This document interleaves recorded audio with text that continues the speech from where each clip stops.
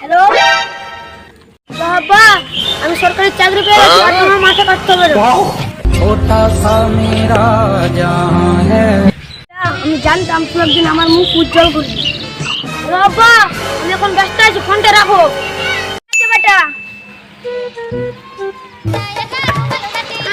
সবাই শুনো গো, শুনো, আমার বেটা চাকরি পেয়ে গেছে।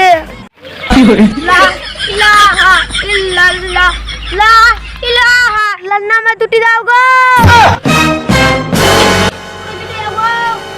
আল্লাহ মারছি মার, ভিক্ষা মার, তার গাল মারবি। লা ইলাহা